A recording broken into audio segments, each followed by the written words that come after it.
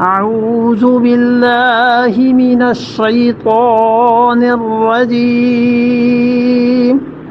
بسم الله الرحمن الرحيم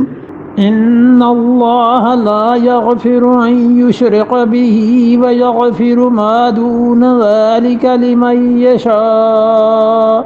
ومن يشرك بالله فقد ضل ضلالا بعيدا۔ ان اللہ بلا شک و شبہ اللہ لا یغفر اس بات کو معاف نہیں کرتے کہ ان یشرک بہ کہ اس کے ساتھ شریک ٹھہرائیے، اس کو خدا معاف نہیں کرتا۔ ویغفر اور اللہ اس کو بخش دیتا ہے، معاف کرتا ہے، ما جو چیز جو گناہ دونا نیچے ہے، ذالکا اس سے، شرک سے کم جو گناہ ہے اللہ ایک تو اس کو بخش دیتا ہے، دوسرے کس کو بخشتا ہے؟ لمن یشاء جس کو وہ چاہتا ہے، جس کے لیے نہیں چاہتا نہیں بخشتا۔ ایک آدمی نے شرک بھی کیا ہے، چوری بھی کی ہے اور ڈاکہ بھی ڈالا ہے اور لوگوں کو ستایا، قتل بھی کیا ہے، اللہ اس کے شرک کے علاوہ گناہوں کو معاف کر دے، چاہے تو کر دے چاہے تو نہ کرے۔ اور شرک وہ موت سے پہلے اگر ایمان قبول کر لے گا تو اس کے باقی گناہ بھی معاف ہو جائیں گے، اور اگر شرک پہ مر گیا تو پھر اللہ کے ہاں بڑی شدید پکڑ ہے۔ دون ذالک یعنی اس سے نیچے کا جو گناہ ہے نا، شرک سے کم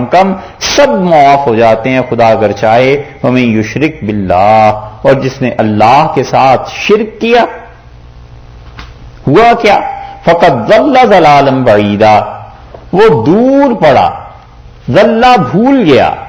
ہٹ گیا صحیح راہ سے، ضلالم بعیدہ بہت دور جا پڑا سیدھی راہ سے۔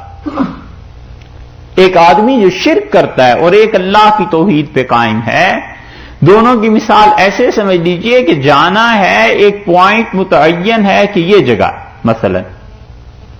اور ایک آدمی نے چہرہ ادھر ہی کیا ہوا ہے، چل رہا ہے، گر پڑ رہا ہے، جو کچھ بھی ہے نیکی نہیں کرتا، گناہ کرتا ہے، چہرہ تو صحیح سمت میں کیا ہوا ہے، چلتے چلاتے کسی دن تک تو یہاں پہنچ جائے گا اگر منہ ادھر ہے، اور اگر اس نے چہرہ اس سائڈ پہ کیا ہوا ہے،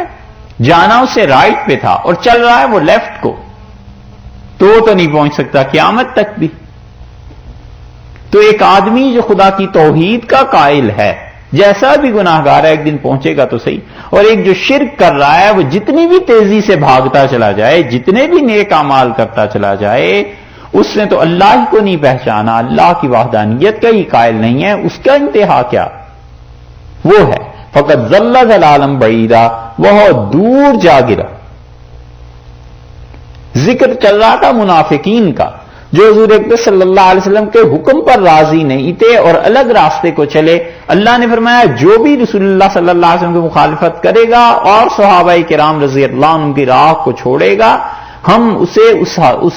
چیز کے حوالے کر دیں گے جس چیز کو جو راہ اس نے خود اپنائی ہے۔ پھر فرمایا شرک کو نہیں بخشتا، تو حکم میں شریک کرنے کو یعنی سوائے اللہ کے دین کے کسی اور دین کو پسند کر لے، اس پر چلے، تو دیکھو یہ بھی ایک شرک ہے۔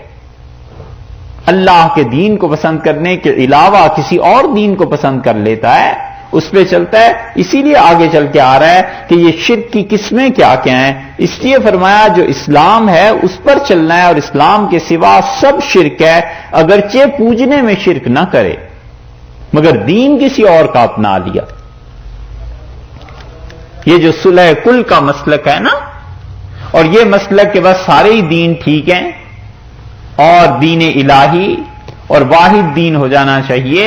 یہ سارے کا سارا اس کا رد ہے۔ اللہ نے بتایا ہے شرک نہیں کرنا، بالکل اس گناہ کے قریب نہ جانا، اور اس کے علاوہ جو ہے ہم بخش دیں گے جس کے لیے چاہیں گے، مگر اللہ کی عبادت اور پرستش کے باوجود یہ سمجھنا کہ باقی دین بھی حق ہیں، یہ خدا کے دین میں شرک ہے۔ منع کیا ہے اس بات کو